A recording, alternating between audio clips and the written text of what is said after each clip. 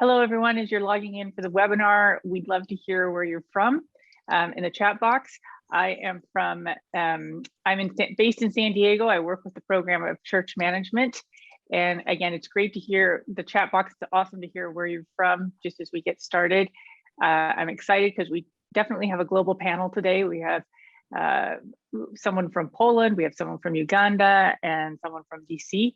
So it's, we're at the Global Institute of Church Management, and I love the fact that we can get these global perspectives. It really reflects the situation of the universal church. So again, as you're logging in, we'd love to hear where you're from.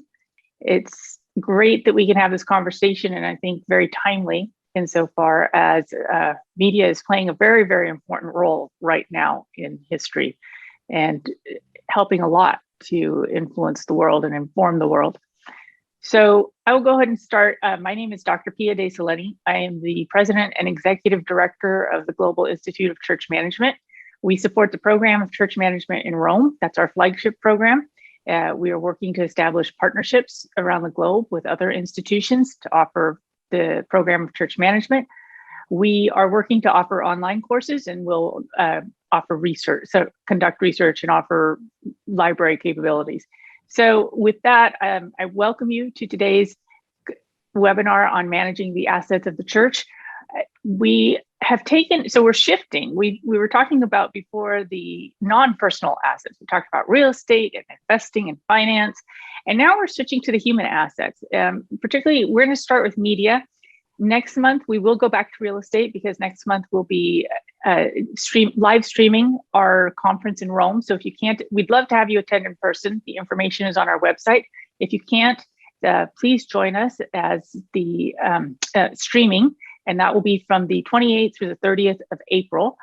And then we will be back for our final webinar on May 12th, looking at personnel, because obviously the people who work for the church are probably the greatest asset of all. There's the story of Saint Lawrence, and when he was asked for the treasure of the church, he brought together all of the poor and all of the people that have been helped by the church. He said, this is the treasure of the church.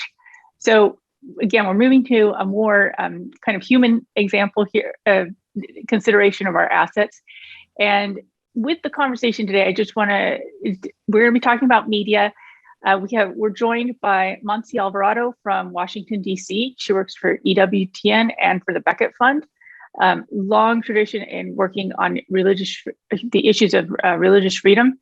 Father Charles IDRAKU from Uganda, who runs Radio Pachis, and we'll be hearing more about his ministry. But again, it's radio reaching hundreds of thousands of people. And then we're joined by Father Pavel Reitel. I'm butchering this. Andriak. This is terrible because people butcher my name all the time. So I'm sorry, Father Pavel. Anyway, Father Pavel, who's in Poland, and he runs communications for the Bishops' Conference. And as you can imagine, with the situation in Ukraine and the refugee crisis, he's very busy these days because there's a lot of coordinating to be done. And we'll hear a little bit about that. But I want to go over the format. Again, as usual, we do about 40 to 45 minutes of conversation between the panelists and myself. And during this time, please feel free to use the Q&A button at the bottom of your screen. It's on the right, and to submit any questions that you have. And then we'll get to those questions. The panelists can, if they see your question while they're making a comment and it's relevant, they can address it then. Or else we will do our best to address it at the end. We are saving all of the questions and answers, all the questions so that we can answer them on our webpage. We're building out our webpage for each site, or for each episode, and all of our previous episodes are online. We also have some good news that by May, I'll be able to announce our series for next year, where we already have that. We already have the theme and are working on the individual webinar episodes. So I'm very excited, and we're partnering with another organization to do that. So with that, I'd like to turn to Father Charles and ask if you can just introduce yourself to us briefly and tell us a little bit about the significance of media in your pastoral work. Thank you very much. I've lost a little bit my pictures, but let me come on. Yes, please. Father Charles IDRAKU. I belong to a missionary group in Uganda, the Missionaries of Jesus, the Divine Master, and I'm 53 years old this year. Currently, I work with Radio Patches. I've been here for the last 4 years, coming to the 5th now. And I'm a Catholic priest, of course. And before I was working in different portfolio, I worked also at the diocese as the financial administrator and work also in Kenya a little bit as the education secretary of Kericho Diocese, and other portfolio like being parish priest to 3 parishes. Currently, I'm the director of Radio Patches, and also I am the parochial administrator of a young parish that is barely 1 year old. It is called Eruba Parish. It is dedicated to the Sacred Heart of Jesus. And I have come to learn radio work really on job, if I can say so. I'm not a professional journalist, but I've come to appreciate it within this time. And I think I've fallen in love with it, with work on the radio and the media as such. Thank you very much. Thank you, Father IDRAKU. Well, what I've learned in church work is that God doesn't call the equipped, he equips the called. So True, you are right. We all end up learning on the job. Could you tell us a little bit about how many people are reached by Radio Patches? Radio Patches has 4 stations, 4 radio stations. Where I am seated currently has 2 radio stations. And we have one in the Archdiocese of Gulu and one in Moyo. So 3 stations in Arua Diocese and one in the Archdiocese of Gulu.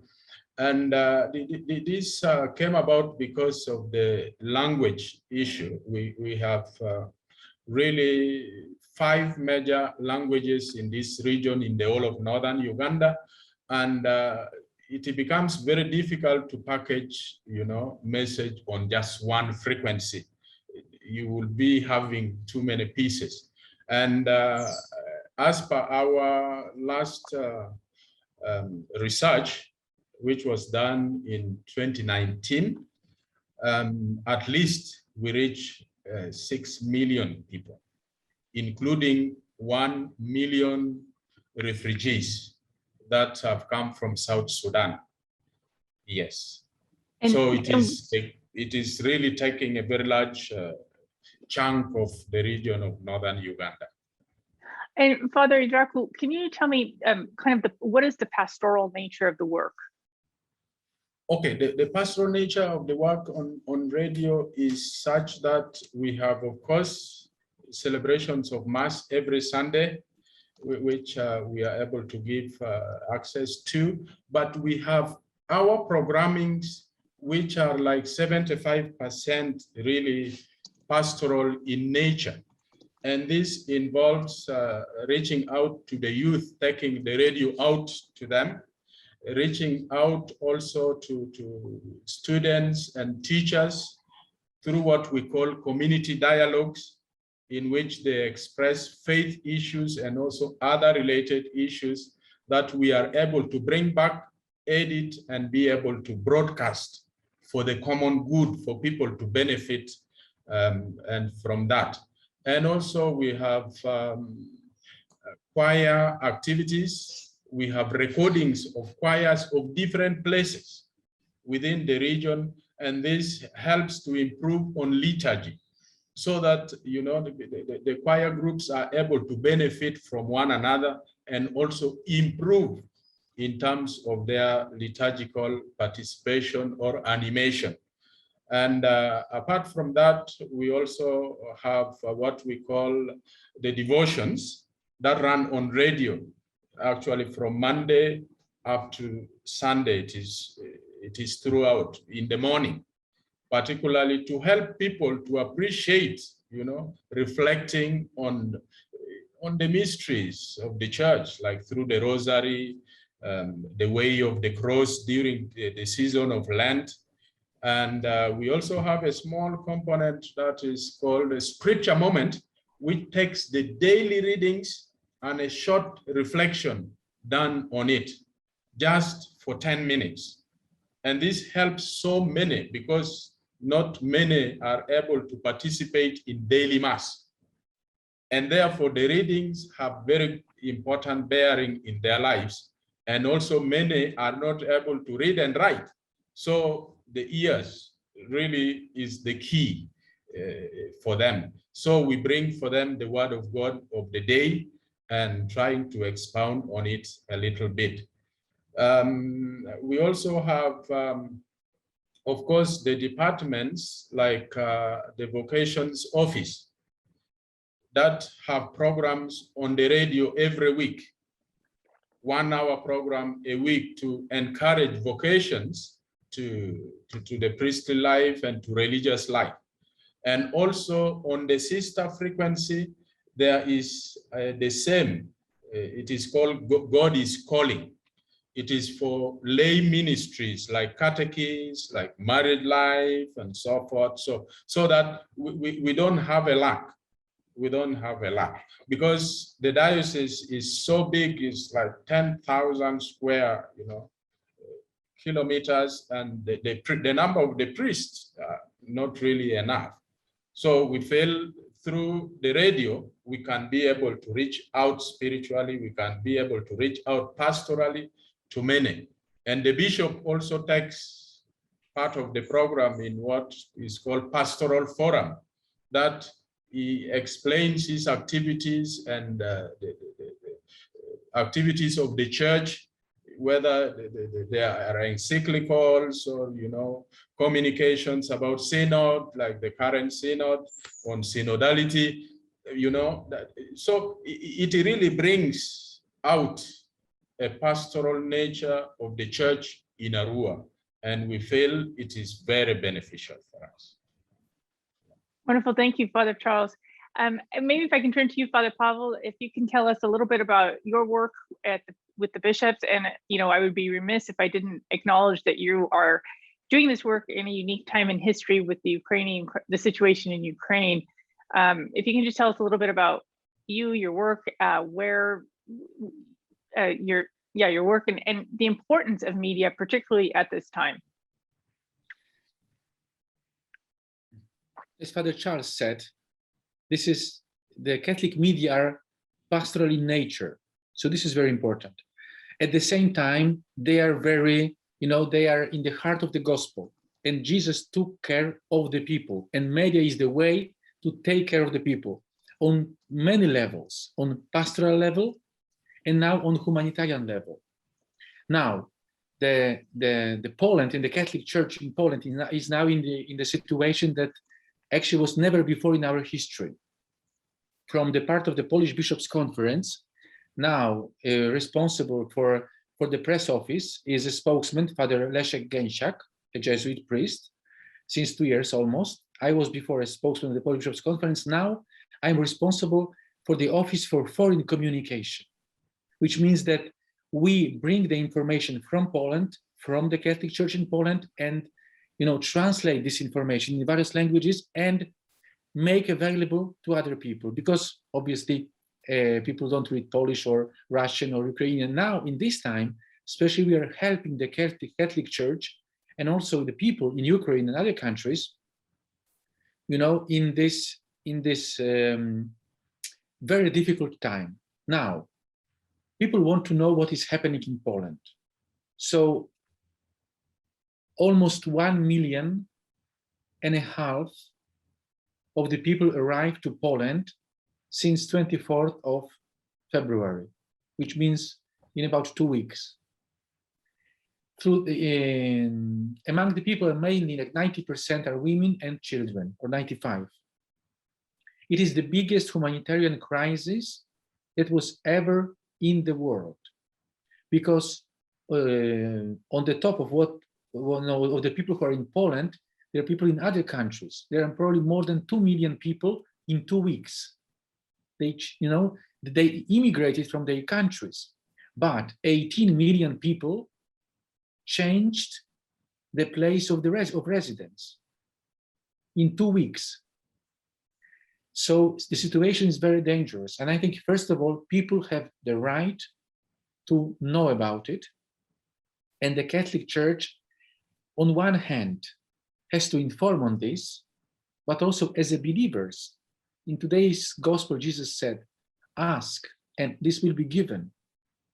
We also pray, as Pope Francis said. So there are many initiatives on the, to pray online, to give the information of the people, to follow the masses, because people also cannot go to mass right now. And this is also the service to these people. Archbishop Szewczuk said that what we are witnessing now is a miracle on the Dnieper, as it was in the miracle of Vistula in 1920, because it was almost unbelievable that the Ukraine is still, fighting for the freedom. And this is very important. So the role of the Catholic media now is to give the voice to the voiceless, on one hand.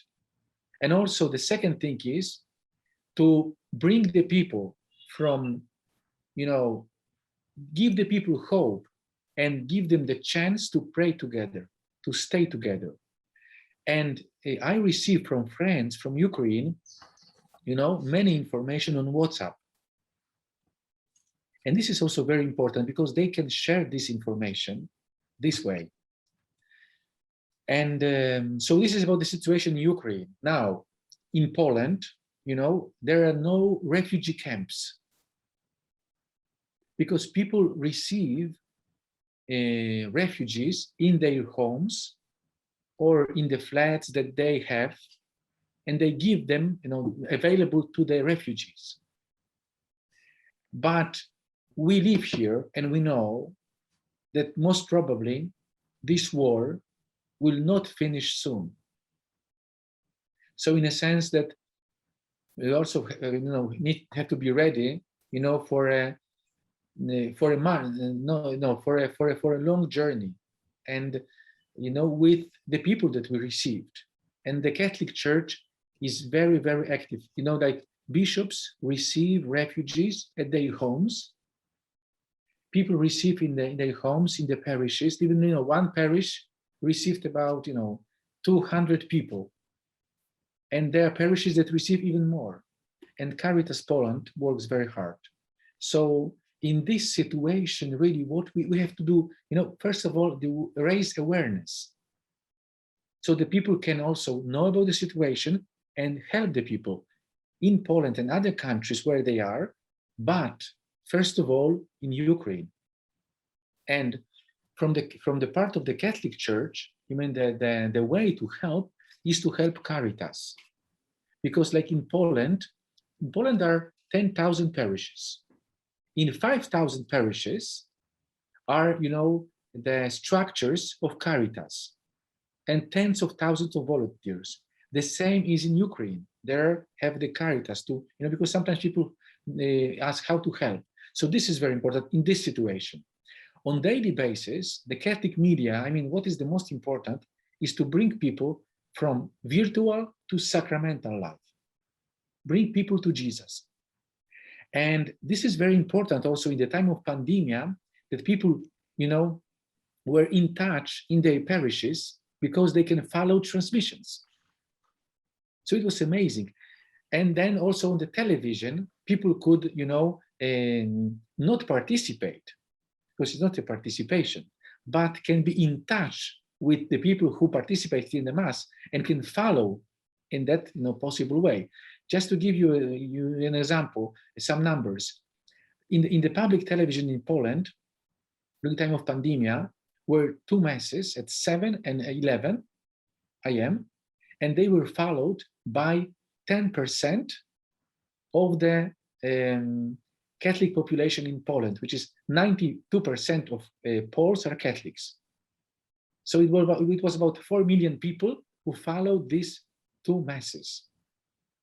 So it shows that this great responsibility also for the people that preach, because they have the chance, they can use this chance or not. So, but it is always, to bring people from virtual to the sacramental life. And, media are very Catholic, because like in the gospel, the apostles had, nets, we have internet, there are waves, and also we can surf on internet. So this is very, very, like in the gospel. And now I think that the most important for us is what John Paul II said: don't be afraid to use the media. He actually sent the communications, on the communication day, send messages, and he was always encouraging us to use it. And now, just to give an example, I think that it is very important that everybody can be a journalist in a sense. It is very important not only to write the texts, but photo and video. So as Catholics, as Christians, we don't have to be, we cannot be actually, we don't be afraid to use this new media, because you have this all in your mobile and you can use it if you wish. But Jesus said, Jesus encourages us to spread the good news. So this is the way. Thank you, Father Pavel. Monty, I'd like to turn to you, Monty Alvarado from EWTN and also the Beckett Fund. Monty is the host of EWTN News in Depth, a weekly show in Washington, D.C. And you're standing on the shoulders of giants, Monty, because Mother Angelica is starting her vision for EWTN. It was something that the hierarchical church did not embrace at the time. And could you give us a little bit about your background and the history too of EWTN, because EWTN has a global impact and reaches people everywhere. Absolutely, Pia. It's so great to be here. It's so exciting on the 40th anniversary of EWTN to even be talking about it. The fact that it's still here is a testament to what Mother Angelica always said: trust in God's providence. There is nothing that he can't do. And so her beautiful idea blossomed into this global network, like you mentioned. It went from 4 hours a day to 24/7 reporting, from 70 million homes to 350 million homes. Homes isn't individuals. Homes includes millions of people who are watching this network in 145 countries and territories.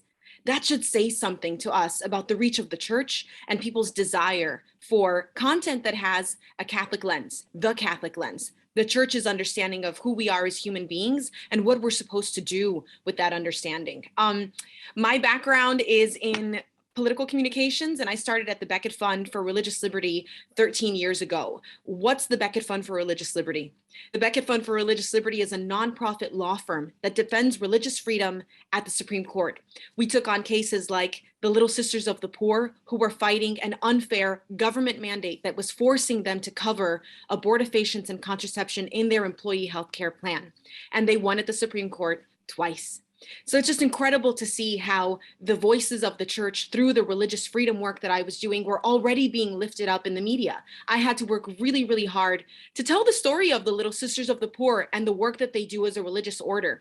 The Little Sisters of the Poor exist globally. They were founded in France, and they serve the elderly, poor, and dying, those that Pope Francis says are part of the throwaway culture, who no one wants to be with. They find those people, they bring them into their home, and they help them go to Christ, treating them as if they were Christ, giving them everything that they need, being family with them until our Lord calls them home. A beautiful story of faithfulness to the church that was very much put in peril over this government mandate that would have fined them out of existence. These government fines for not complying and paying for these drugs and services would have been so monumental that it would have bankrupted their ministry. And they live day to day begging for the food that they provide their residents with. Begging, and they call it collecting, but it's begging. So let's be real about that. So that's my work at the Beckett Fund for Religious Liberty. And a year ago, last week, I was asked to host this show on EWTN called News in Depth.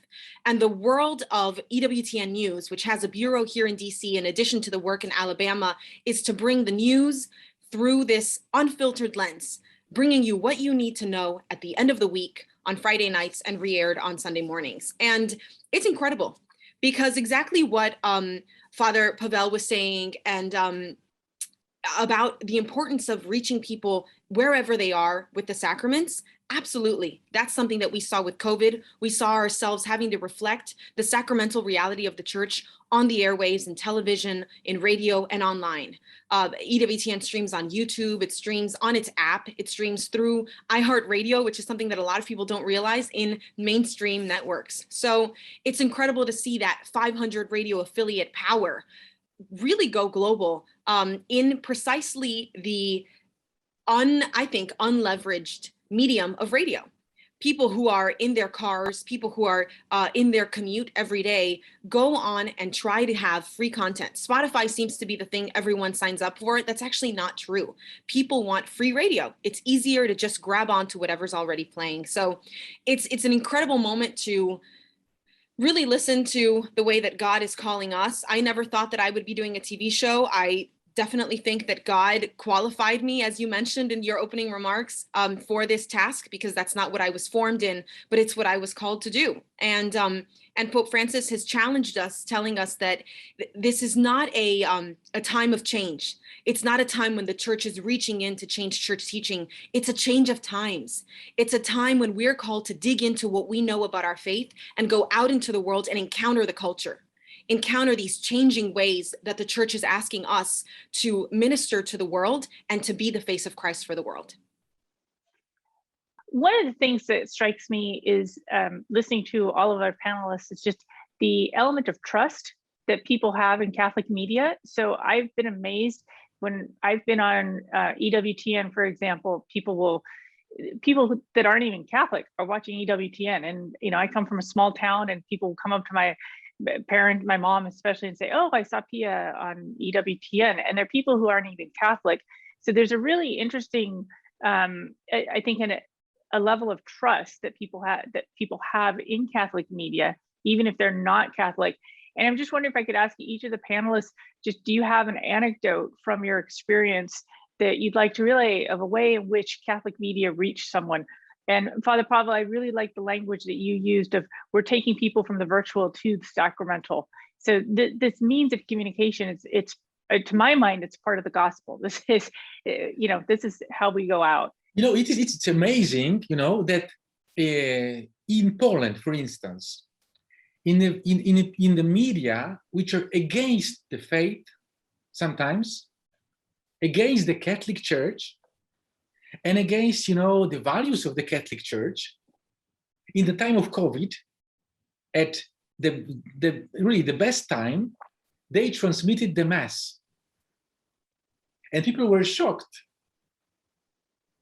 because they know from their analysis that people need this.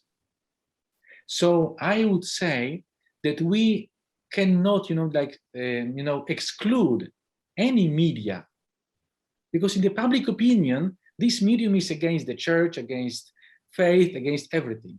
We cannot exclude any media, and say, well, we will not work with this media, because they also can be only the medium, but they can also bring the good news and the gospel to the people who are watching this media. So this is really a great story also from COVID, that we have to be, to be open to everybody and win people over. And COVID, I think, that taught us how to do it and that we can do it. Thank you, Father Charles. Is there a particular anecdote that you can share with us from your ministry, from your time with media, just of a personal impact that media has had on someone? Indeed, I would like to reiterate what Father Pavel just said, that, during COVID was when really we saw the magnitude of, reaching out to people, because as media, we were allowed to move even when there was total lockdown, because we are considered as an essential, service to the community. And through radio, we were the best to provide actually information about even COVID to people. And we had community drives, even in the refugee camps. That that were really life-changing. Were life-changing for people in terms of taking care of themselves, in terms of basic information about COVID, for example. But let alone that, also you find the fact that really people do appreciate what you do personally. You get the feedback.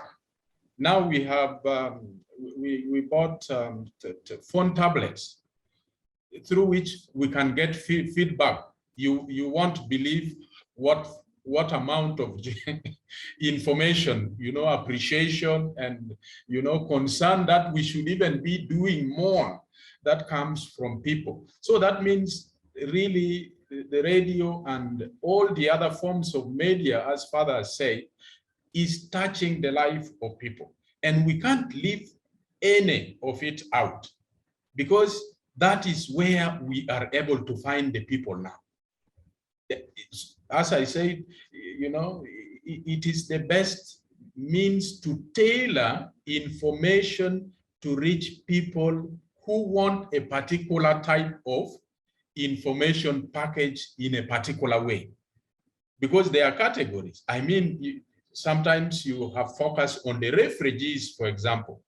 We have what we call the voice of the voiceless, as a way of bringing, their plight to the world, bringing their plight to the humanitarian organizations and the challenges that they face. So many people heard through the radio about what is taking place. Even missionary groups who have come to the diocese to volunteer to work with the refugees, simply because of information that they have got. Some got through the website of the radio, that we have this. And we have attached also not only the radio itself, we are online on Facebook. Whenever we go, we are carrying it live. We have it on the website, radio is there. So all the events that we go to out, we try to put it live for the people. And so that gives us really the impression and the pride that there is something special in media, and there is something special that the church needs to learn even more, how to be able to take advantage of media to communicate the good news. And the good news not only to Catholics. I mean, we have here Catholics in our institution, we have here Protestants, and interestingly, we have even 2 Muslims who are working with us, and they are not afraid to proclaim, because our tag statement is peace of Christ for all. They are not afraid.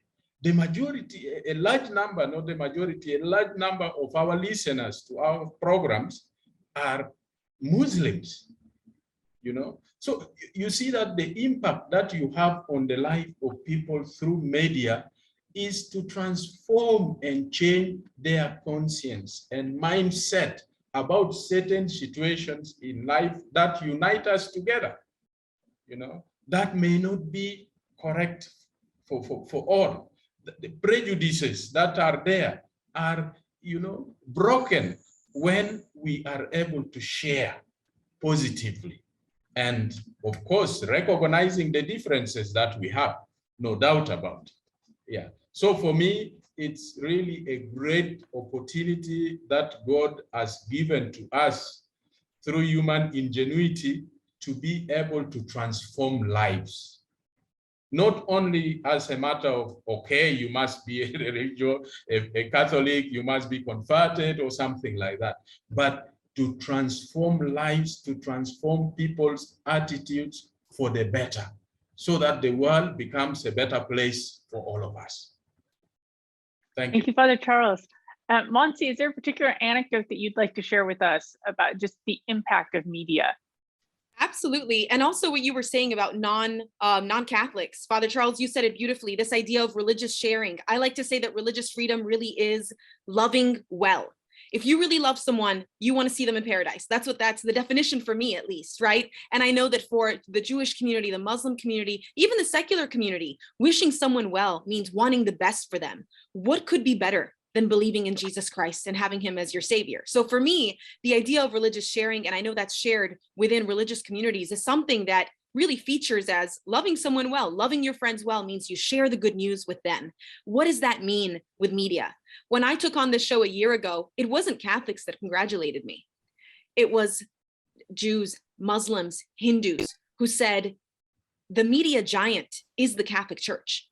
Everyone knows that the pioneer of religious media is the church. We're the pioneers of so many other social ministries, but we are definitely the pioneers of mainstream communications. And we may not be perfect at it, but we sure have a lot of channels and we use them pretty well. So I think that Mother Angelica's trailblazing example is one that we can lean into. So I'm going to shift the conversation for a moment. We've been kind of talking about like the missionary element of media and how it has this, evangelical component to it. And connecting people to the church, connecting people to the sacramental life of the church. And just what about the technical aspects of it? Because of course, in order to do this, it costs money. It costs money, it requires staffing. Just Father Charles and Father Pavel, wondering if you could speak to that, just the technical side of how does this get launched? I mean, I think it's easier now, quite honestly, than when Mother Angelica launched EWTN, because there are so many means that we have, but it seems to me that it's still a challenge, even though we have lots of means. Yeah, thank you. I can talk from my own experience about the technical component. Still, it remains surely a big challenge. In that, I'm sure with radio, with television, and the other medias as well have their own challenges. But radio in particular have equipment that you need to maintain regularly. And you need to have backups, for example. I mean, if you lose a transmitter now, you are back to zero. You are back to zero. And a transmitter will cost you about 6,000 euros. So you see that it involves so much. But key for us as radio patches, we have trained our staff, the technical staff, to be able to do preventive maintenance, to be able to take care of the equipment so that their lifespan is a little prolonged. It takes much longer, and we are very proud of them. They got, of course, assistance and support from BBM. BBM is the logistical wing of MIVA Austria, and they do a lot of also technical development support for third world countries and things like that. And so they have worked with us over the years and have been able to help us to get quality equipment to be able to maintain and take care of them. And so we have been able to run pretty well, if I can say technically. However, that said, the cost of operation is normally very high. As radio patches, for example, we have ever reached only the cost of general operation at 62%. That has been our highest. And so that means we are still dependent. We are donor dependent or dependent on organizations that see the value of what we are doing. Because we are aware of the challenge of drug abuse, aware of the challenge of alcoholism and so forth, we took, or the management took a deliberate move not to advertise alcohol on radio, not to advertise cigarettes on radio, just not to help people see it as something good, Of course, personal choice is personal choice at the end. But this is something that could bring us a lot of money, you know. But the issue is not the money per se, is the value that you are trying to impart on people. And so technically, surely, I am very sure we also meet as the Catholic media once a year in May. We share our experiences. All the others are also suffering the same in terms of challenge of having quality technical equipment, in terms of having challenges of technicians who can be able to maintain. But with DKA is an Austrian organization that has been supporting us, and the Catholic media in general in Uganda, they have developed what we call Center for Technical Solutions, where we are able to support one another. If radio patches have good technicians who can be able to do maintenance, the others can come and learn from what we are doing. Just a week ago, we had a team from Radio Wa, is a radio of Lira Diocese, who came, you know, for a learning experience because their equipment were breaking often and so forth. So the technical component is very key and needs to be given attention. Thank you. Thank you very much, Father Charles. Father Pavel, can you address kind of like this issue of funding, and at the same time, you know, in the midst of a crisis, it's easy to get listeners, but if there isn't a crisis, how do you get listeners? How do you get followers? How do you get more people to participate in the media? First of all, starting with how to increase the number of the people. I mean, this is very important. This is actually the key. Use the social media. Just to give you an example, in one diocese, I could not believe that they, you know, they don't have a website, but they publish things on the radio, publishes on Facebook. And then they had like in one month, more than 4 million people interactions or viewers. 4 million in various, you know, in the diocese, which is not a big diocese. No, and only one radio without a website. The statistics show that 80% of the people that go to the website, on the website, they go through the social media. So this is very important to use. And sometimes there is a mistake that people think, okay, we will put the same on Facebook, on Twitter, Instagram, but it doesn't work. Because it is different for Facebook, there are different people, different for Twitter, different for Instagram and other social media. So I think that the way is use the social media, and the second thing, use video, up to 20 seconds, max 30 seconds.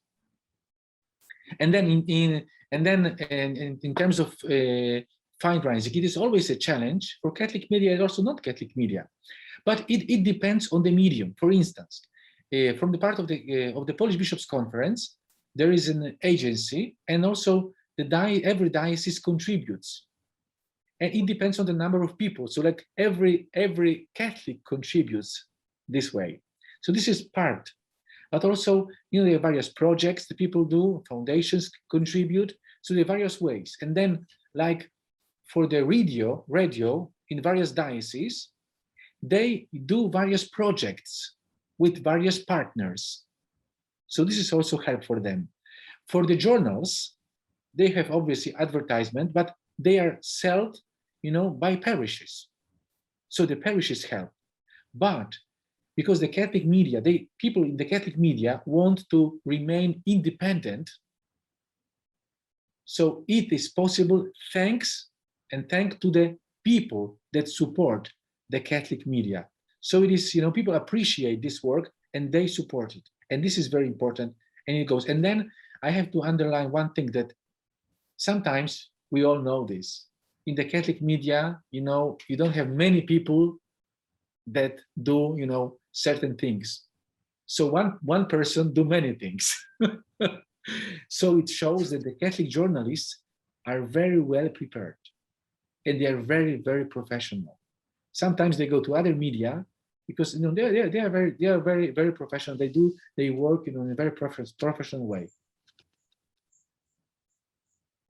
Thank you, Father Pavel. Monsi, maybe we had some technical difficulties there. I wanted to welcome you back so that you could finish your thought. And then also was wondering if you could speak to, there's a particular question, that is the issue of polarization. Is that a problem? Is it something that can be overcome by bringing people together? Is it a media myth? Sure. So sorry about that. For some reason, my Wi-Fi is in and out, but we will overcome that too. It definitely is. It's a problem and it's an opportunity. So we were launched in the middle of what I thought was one of the most polarized moments where everyone was fighting globally over vaccine mandates. And also there's great division. We had just had some comments about media and the way that the media portrays different aspects of the church from Pope Francis himself. So there is a lot going on in the church and outside of the church that is contributing to growing polarization. But at the same time, that's an opportunity. I found that the viewership of the show that we launched, which stuck to the facts, not so much commentary, but so much more about just elevating voices and giving people the room to breathe and exercise their free speech and just talk about the issues that matter to them with a little more length, rather than going for the soundbite, going for the context. And that matters a lot. People who are from all walks of life tune in just because they want to hear a little more. They don't want to be cut off. They don't want a combative back and forth. Polling will show you that most generations after Gen Z are interested in solutions and not problems. When they hear combative back and forth, they walk away. They're not armed to deal with conflict. And so they're not able to engage in it. And it's immediately for them what you would call a trigger. And triggers aren't something that they lean into. They're something they run away from.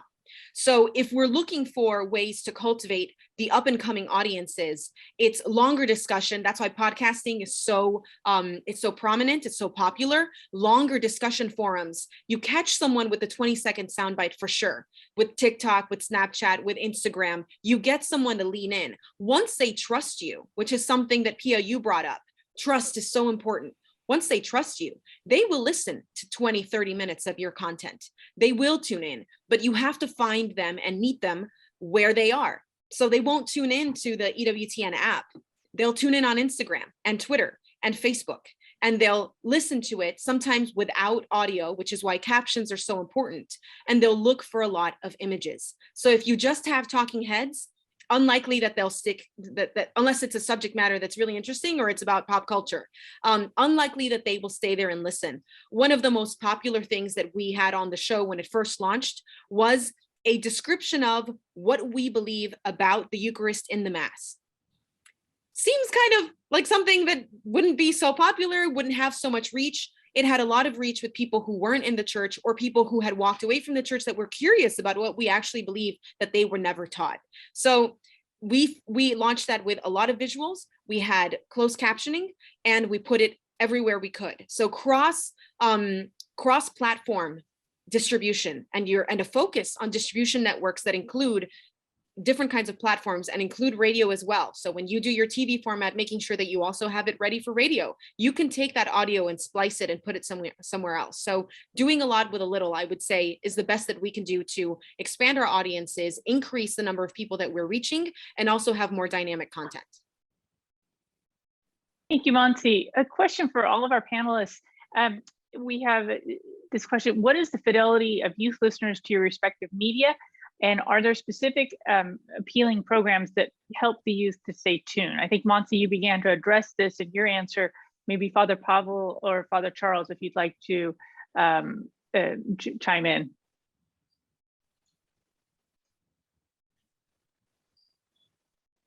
Would you come again with the question? So the question is, what type of content attracts youth? And are you able to attract youth? Do you have difficulty attracting youth? How do you attract youth? Is there some type of specific content that attracts the youth? Okay, thank you very much. Yes, we have contents that are catchy to the youth. One that we have is what we call Youth Link. Youth Link is a particular program that is aired on Radio Parish by the youth department of the diocese. And it involves bringing the youth from different, places to be able to share their experiences on a specific situation, that touches them. You try to get from them what they feel, and then you put it as a topic for them for discussion. And there will be call-ins, there will be messages that are sent by them, and the content are varied.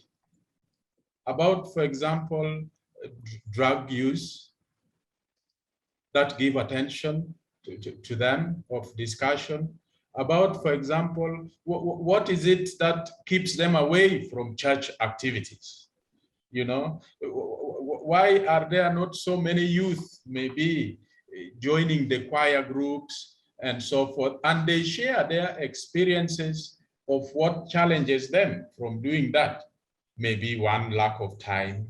Others think it is boring. So when they share their experiences in that way, you are able to be focused in collecting what could be now a way forward in order to attract them, But there are, for example, festivals of choir that attract so many of them, but then this is the opportunity that you can be able to use. When we go for choir recordings and so forth, we take advantage also to talk to them. The youth chaplain brings experts, who can be able to share a little more on church music, for example, on the importance of being part of liturgy, for example. And slowly you find that you are attracting them. They want to listen to the music outside, but then you get an opportunity of an entrance to them.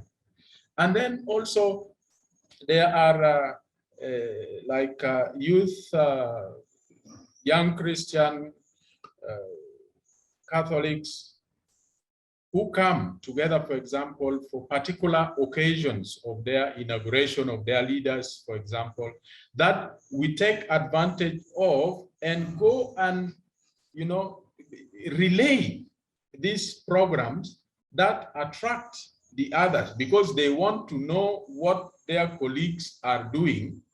They will be attracted to be part of this. And so you develop content from what comes from them. It is not correct to impose, if I can say, to impose what you want or what you expect of them. Let them be able to air out what they think, then you can be able to have an entrance from that particular context. Otherwise, if you impose it on them, that may not be their best way.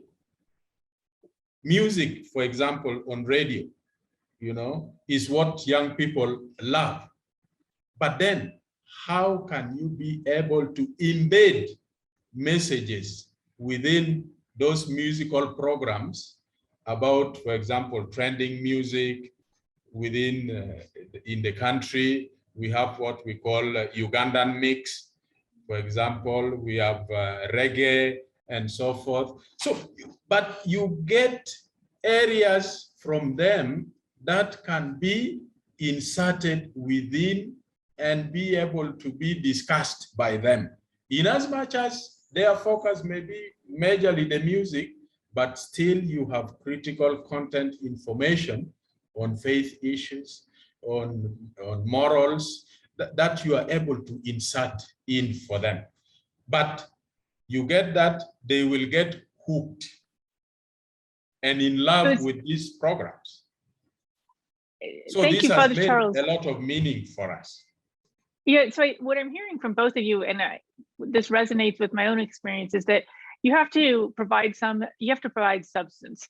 And the Generation Z is not looking for the combative structure. They want really engagement. So it's a question of finding a point where you start. So if it's music or whatever the point, finding some point, a common point where you engage, and then drawing people into a deeper, more substantial conversation.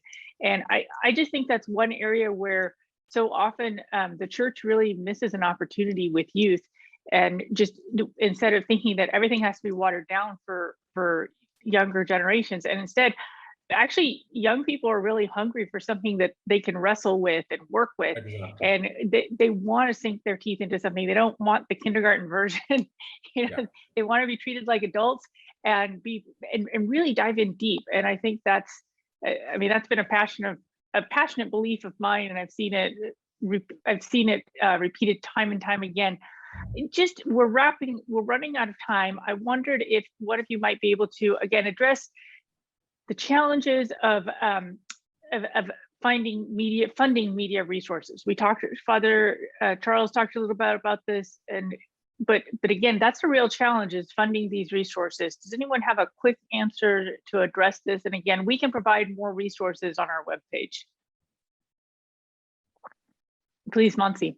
I'm happy to chat quickly about fundraising. I think it's mostly about broadening the proposition of the value that you bring. So the conversation that we've been having today is really critical to helping people frame. It's not just about evangelization and projecting the church. It's about providing a resource that other people aren't providing anymore. Precisely what you were saying, Pia, reaching people with real information, without a filter, without a political agenda. It's just about sharing the truth. And we can do that because we're committed to the truth. We're committed to the truth with a capital T.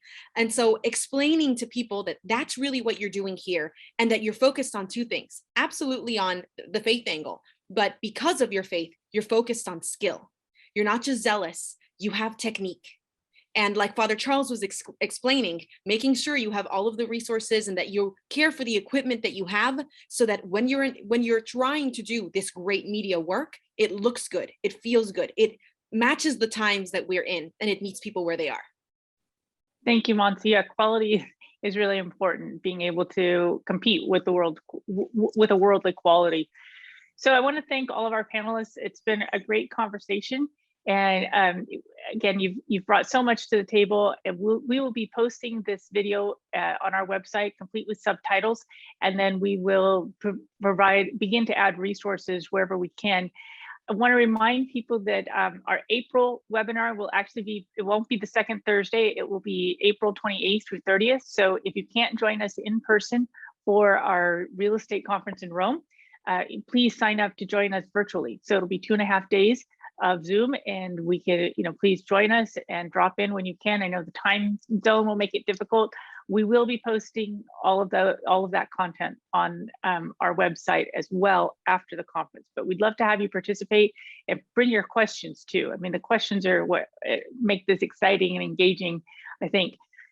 May 12th, we'll return to conclude our webinar on managing the assets of the church. And we're going to talk again about another human aspect, which is the personnel, the people who work for the church, the people who make up the church, but particularly as employees of the church, because it's a great treasure, and the church would not be able to do the work that it does without the personnel that it has, both clerical and lay religious. So thank you very much to our panelists, Father Charles from Uganda, Father Pavel from Poland, and Monsi from DC. And we look forward to seeing all of our participants again next month virtually in Rome. So in the meantime, God bless and have a blessed Lent. Thank you. Thank you. Thank you.